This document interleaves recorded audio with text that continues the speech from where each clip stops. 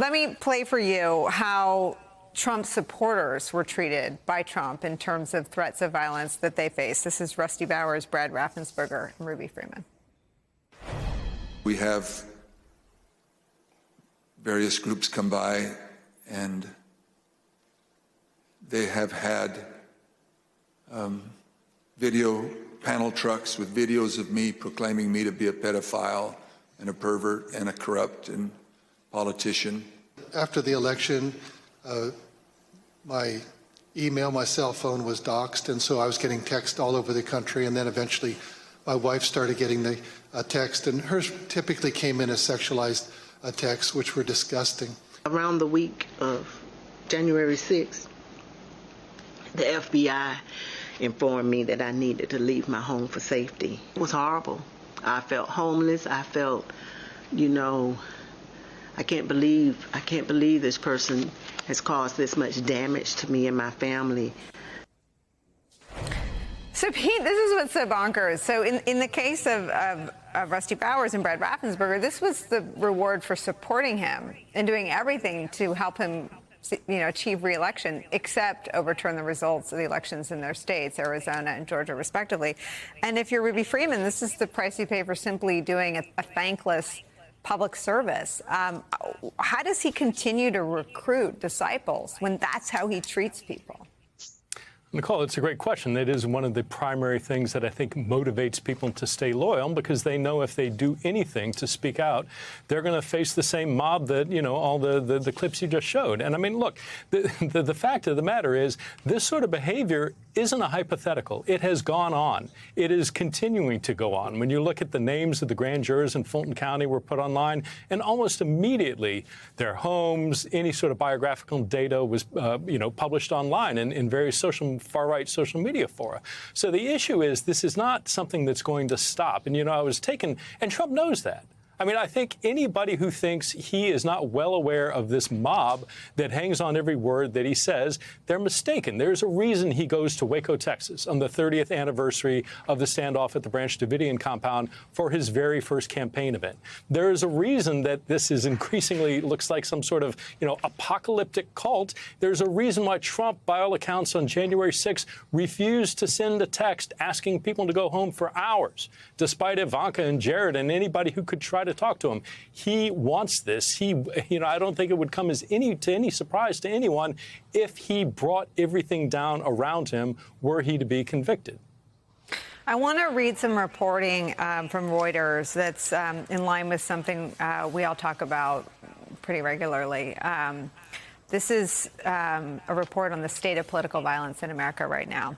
In the early 70s, American political violence was perpetrated more often by radicals on the left and focused largely on destroying property, such as government buildings. That's according to Rachel Kleinfeld, who studies political conflict and extremism at the Carnegie Endowment for International Peace, a Washington think tank. Quote, there were many, many bombings, but usually at night or after called-in warnings. The goal was not to kill people. It was to affect decisions by policymakers.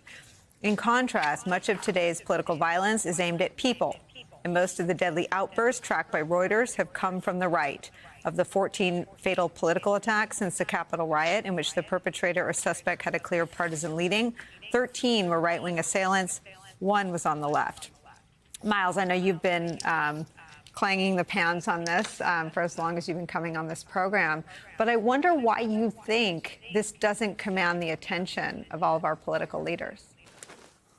I think, I would have said to you, Nicole, previously, I think it's because they hadn't felt the effects firsthand. I mean, you and I know this, the rest of the panel knows this. Oftentimes, Washington doesn't act on something, frankly, until it affects them personally, until their constituents are complaining about it, or until it hits their personal lives. But that's actually not the case here. A lot of these members of Congress have had their homes approached by armed intruders. That, their homes have been invaded like Speaker Pelosi. It's really affecting their lives viscerally. So then you got to ask, there must be some other factor here at play. And I think Pete pointed at it earlier. It's the intimidation. It's the mob-like tactics. It's the mafia that now is the Republican Party, is that they may be experiencing the violence, but they know if they call it out, they're the next one on the figurative hit list. And God forbid that's an actual hit list. And I don't want to scare people when I talk about this, but this is just it's a data issue at this point. You look at the total volume of threats against public servants. You look at the level of chatter, as both Pete and Frank Figliuzzi often also point to on this program, and I worry it's a matter of time before we're going to see more, unfortunately, successful attempts at violence against elected leaders, and a situation that in some ways will mirror the 1960s and the 70s in the level of tumult. That's the direction that we're going right now, and law enforcement's tracking so many cases, they can't stop them all. And again, these aren't just lone wolves. The lone wolves are networking now online and across borders to advance these plots, and they're looking for what we would say is approximate cause, a moment to declare that there's a reason to go do something. And that's what you saw in that quote at the top end of the hour from that supporter out there saying a civil war might be coming. Donald Trump and his allies have been seeding that narrative, and they're waiting to claim that there's a moment. That's what I'm watching for in 2024. Is it a loss? Is it a conviction? Is it Trump getting jailed? He is trying to build up support for that moment to create a spark that potentially leads to violence, which in his mind gives him leverage, but in our minds, it should put us in grave danger about the stability of our republic. So, Eddie, I've spent years trying to communicate that this is not a problem on two sides. We cannot hold up a two sides mirror anymore and say, well, deal with this and you deal with that. This is a problem on one side, the problem on the right, problem in the party that calls themselves Republicans. Conservative Judge Michael Luttig said that that is no longer a functioning political party. It doesn't exist. And in Milwaukee yesterday, there was something called a presidential debate, which is a traditional political event. And there is an instinct to cover it or handle it or touch it like it's a normal thing. It isn't. How do we make that shift? We have to name it. We have to do exactly what you just did. We have to avoid the temptation to treat politics as the horse race that we typically do. But you know what? I was thinking about the piece that you just read from Reuters, Nicole, and the description of the violence of the late 60s and 70s as principally directed at buildings and institutions, not at people. And I was thinking, this is the problem with the story we tell ourselves. Because there was violence directed at people. There were violence directed at people. Their homes were being bombed. Some of them were being lynched. The racial violence, the violence of the 60s and 70s wasn't just simply a radical left, right? It had something to do with a certain group of folk who thought that they were conserving a way of life. Mm-hmm. We don't want to tell ourselves the truth about all of this. And I'm not trying to reduce it to race. I'm just trying to talk about the depth of the hatred, the depth of the grievance and where it comes from and what Donald Trump is exploiting in some ways.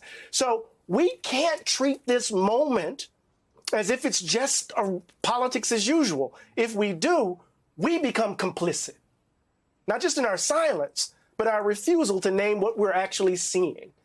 And if we do that, if we don't do it, Nicole, then the blood will be on our hands too. This kept me up all night last night, Eddie. I need you to say a little more. See, the thing is that when there is this kind of desperate need for normalcy. We want to get back to something. Our brain is adaptive, and we want to adapt back to what we normally do, right? When a primary starts, and so our adaptive synapses want to go cover a race, and that is not what this is. That's not what's happening.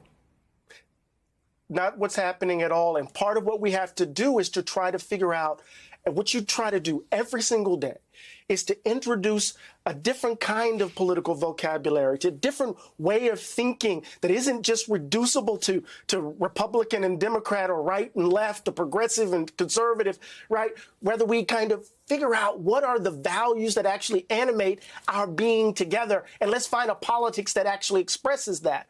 Instead, we go back to spectacle, and look what will happen at 7:30 in Atlanta. We're going to be thrown right back into the spectacle again.